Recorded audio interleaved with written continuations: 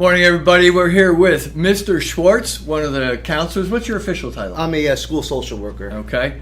And I thought we'd do a little teacher feature. First, let's do your counselor. How many years you been at OT now? I've been here 10 years. Okay, because I've known you for a while. Yep. When you were a kid, what did you like to watch and play as far as sports growing up? I played a lot of baseball. Baseball was the biggest sport I played. Played a little bit of basketball, brief stint with football, but mainly baseball and basketball growing up. And I became aware of your interest in sports because when I ran into you at the Red Bank Y, and all of a sudden you were here with one of your kids, Right.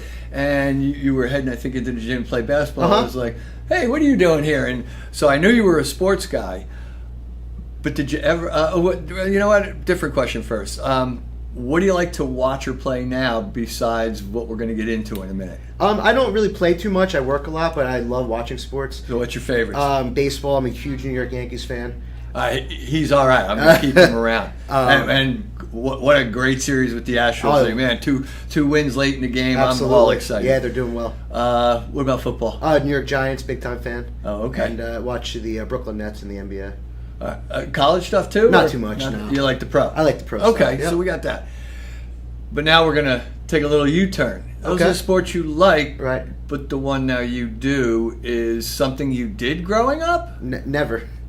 So all of a sudden, Mr. Schwartz is in the running. All you guys that, grow up, and what'd you think about running when you were little? I told myself, and I told anyone who listened, I can't run. I hated it. I didn't like to do it. You hated it, and you can't do it. So do you still hate it? No, not at all. And now you can do it. I absolutely can do it. So a little warning to all you people that are out there, and you're in phys ed class or you're on a sports team, and the coaches make you run, and all of a sudden you maybe realize later on it's going to be kind of useful to you. So let's get into this part of it. This is amazing to me. This is really cool. This is why I love it so much, and I love when people make this transformation.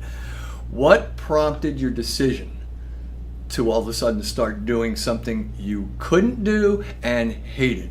Well, backtrack a little bit. August 2016, my father was in the hospital waiting a heart transplant. He really, he was a young guy, late 50s, and just wasn't doing well, and we weren't really sure how that was going to play out. So while we were waiting for that, he ended up having a successful heart transplant surgery, but it kind of opened my eyes as a father, as a counselor, as a role model who wasn't living a healthy life. Really opened my eyes that it was time to start taking care of myself. And one son, right? One son, yeah. We are friends on Facebook, Yep. so I get to see a picture of your little guy. Yep, when he you just go to all turned the 5. cool places I used to take my little Absolutely. guy too. How old is he now? He just turned 5 2 weeks Okay. ago. Yep. So when did you actually first go for your first run? It started While he was going through that? It actually started with walking. Because Okay. at the time I told myself I couldn't run, so I actually changed my diet, and last summer I was going down to the Asbury Park boardwalk every day, and I was just walking 5 to 8 miles a day. Because at that time I told myself I couldn't run. The funny part about the walking is, and people know I like to run, I'll run 10 or 15 miles. Won't blink. I will enjoy that. If you ask me to walk a mile, I'll say, you gotta be kidding me. I can't walk. It kills me. Yeah, I mean, it's a lot I don't of know why. hours. You started with walking, and I do when people are like, hey, I've never run, I want to get into it. I actually do tell them to start with that. Right. And I tell them to start with walk a minute, jog a minute, or even 30 seconds, because it's the easiest way to kind of just ease into it. And how did you get to the running end of it now? Well, at the end of the summer, I went for a follow with my doctor. I had lost 50 pounds at that point. Completely changed. Just walking. Just walking and changing And the my diet. Yeah. What did you specifically change the diet? Because that's a great question too. I cut out a lot of sugar and like bread and a lot of stuff. And I ate a lot of junk like donuts the empty and sweets carbs kind of stuff. stuff. So I cut out a lot of that stuff. And just by changing my diet, eating a lot more fruits and vegetables, and walking every day, sometimes twice a day over the summer, I lost 50 pounds. Oh, see, I thought you lost all that weight when you started running. No, that was the next step. So once I did that, I wanted to set myself new goals. Because I didn't want to fall back into my unhealthy habits. Right. So a good friend of mine who runs a lot of marathons, she suggested that I tried running. And I told her she was after you stopped laughing at her. Yes. I told her. I said to her, I can't run. I've never run a day in my life. How old are you now? If you don't mind me asking. 34 years old. So at 34, you still had that in your I still head. had that in my mind that I cannot run. I've never done it. I've made up 100 excuses why I couldn't do it, and it just never happened. So my friend planted this idea in my head. She said, this could be the next step for you in trying to get healthier. Why don't you try it? So I said, I don't know how it's going to go, but I'll give it a shot. And then how did you know what to do from there? Did you ask that Yeah, for some advice and say, what should I do? Yeah, she kind of gave me some ideas, some tips how to do it. She actually suggested at first I do some, since walking was something I was used to, walking and then running for little periods of time and then walking until I got to a set goal. Describe the first 2 weeks of it, the running part. Oh, it was terrible. No, you don't have to be good at it, but I mean in terms of how you felt about I felt I was winded. I didn't feel well. I couldn't keep my breath. It was hard.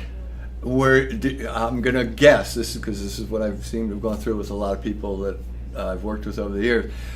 Were you almost ready to go like, this is insane, I'll just go back to all my walking? A lot of thoughts of that? Absolutely I was. Because I was like, I'm good at walking. I was successful doing it. I should just go back to this. So I was close to giving up. So where did it all of a sudden click and you went like, wait a minute, this is starting to work, or where did you start to like it? So a couple weeks after this all started, it was around November. I saw that they was doing a 5-mile race in Manasquan the day before Thanksgiving. I think it's called the Turkey Trot or something. So I saw that and I said, you know what, I'm going to sign up. What do I have to lose? But at this point, you were still walking and running, and you were still kind of hating it? Absolutely. So that morning, I went by myself, went down there for the race, put my headphones in, and lo and behold, I ran 5 miles. So, wait a minute. You were still hating it and went to a race? Absolutely. All right, so this is a little different because usually I like to get the people that I get going to the point of like, hey, really proud of them. Hey, Coach, I did 3 miles today, whatever it may be. But you went down. And I think that probably, were you walking and running by yourself in all those I was. Training? I was. So maybe having that crowd around? Yeah, the adrenaline of the crowd and people cheering for you. It was a whole different atmosphere. And then during that race is when I really started to, believe in myself, that you can do anything you want to do if you put your mind to it. After that, did the hate part of it go away for you? It did. Do you still revisit that? Or now it's just there's days, trust me.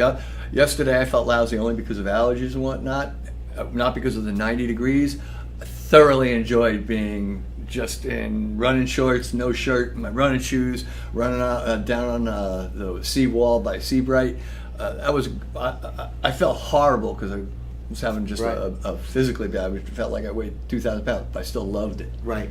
There's just something about it I buy into every day. Absolutely. So you haven't had to revisit that hate? No. You're completely all in now. After I did that 5 miles in Manasquan in November, I knew to myself that I could do this. It was just more of a mental thing than it was anything else. All right. So what point did your brain go, okay, I got the 5 miles down. Now let's do a half marathon. Which are the pictures of Mr. Schwartz in the background. That's what I had to throw them in, man. That's awesome. Thank you. It was a cool day. So shortly after I did the 5 miles, I went back to my friend who, got me kind of started with this whole thing. And, she was telling me that she was doing the full marathon in April. Again, this was like around November, December, or whatever. So I said, first we talked about maybe doing a 5K. I said, well, I just did a 5 mile. I don't need to do a 5K. I said, I'm going to go for the half marathon. Well, there's a 10K, Well, I like to go big. But no, somewhere in your brain went, no, let's run 13 miles. That's a good idea. Yeah, I like to, at that point, it was all about setting goals for myself and making them happen. Right. And I knew that I had enough time. There was about 5-6 months that if I wanted to do this, I had the time to train for it and prepare for it, and it was really up to me. So I signed up. Once I signed up for the race and I paid the fee, I said, there's no looking back now. And under just 1 week ago, you went and did that. And what was the experience like for you? This past Sunday, I completed my first half marathon in New Jersey half marathon. On morning of, I was an anxious mess. I didn't know what to. I went in with no expectations. By the way, I've been running for 50 years. I still am too. Every race I go to, Yeah. even though I know I can do it. Yeah, it was. I mean, it's amazing. It's a competitive right. nature in you, Absolutely. even if it's a competition against yourself. Right. Yeah, and that's at that point. It's what it was. I went there again by myself. I knew I had my friend who'd been talking. She was there, for comfort, and I saw her, which was cool, and some other friends. Comfort. But I was a nervous wreck that morning. Sure. So I went in the corral. I put my headphones in. I kept to myself. They started the race, and I just went for it. I see the picture there. You went with full long sweats in that. What was it? It was maybe 50 degrees. It was 50, out. cold and rainy at start. But yeah, and it was a 50 that felt 40 because there was a little bit of a wind chill factor cold, to yeah. it and whatnot. It was cold. I went for a run that day and it was cold out. Yeah. But and in rain, if it's raining a little and you have the full sweats on,